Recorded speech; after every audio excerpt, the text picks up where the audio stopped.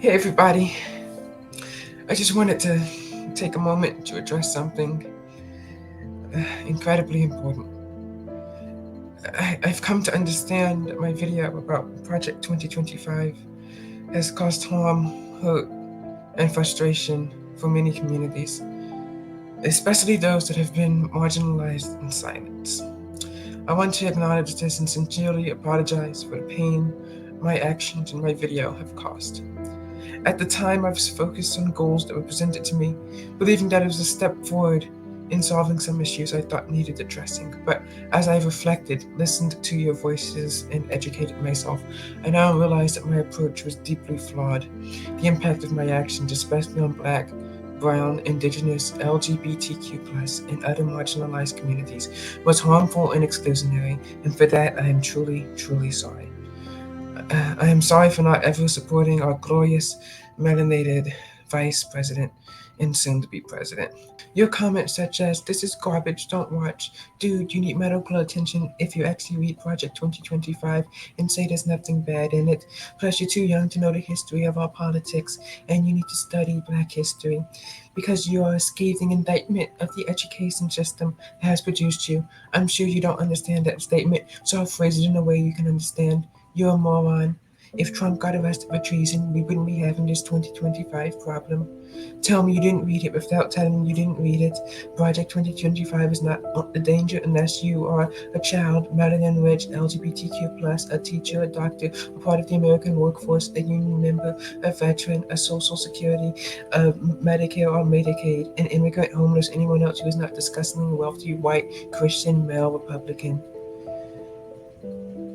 Your comments have profoundly impacted me, and I'd like to confront my misconception. These comments have deeply, profoundly impacted me, and I'm sorry for pretending to be a wealthy, white, Christian, male Republican. And the comment that touched me the most was when a helpful listener directed me to the website project2025.com. That really changed my view. It really helped me find out if I was a racist. And yes, it told me I was for supporting this. I understand now that some of the horrible ideas within Project 2025 not only perpetrate systems of oppression, but further alienate the very people whose lived experiences and voices I should have centered. I recognize the good intentions that I had did not erase the impact of my actions, and I take full responsibility for that harm. In this time of reflection, I've committed myself to learning, unlearning, and doing the necessary work to be a better ally and advocate. I realize now that what I thought was a positive step was a mistake that contributed to division. Moving forward, I pledge to be more intentional about supporting the initiatives and ideas that truly foster equity, justice, and inclusivity, rather than upholding harmful narratives. I know that words alone can't undo the harm that I've caused, and I understand the need to take real, meaningful action. I hope to demonstrate through my future actions that I am dedicated to growth, accountability, and a more just world for all of us. I am listening, and your voices matter. I'm sorry for letting you down, and I'm determined to be better.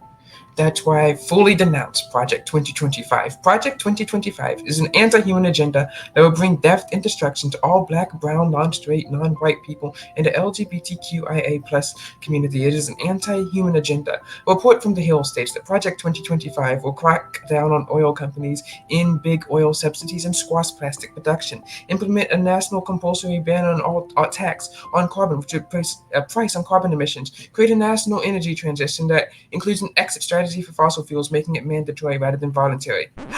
You guys thought I was talking about Heritage Foundation?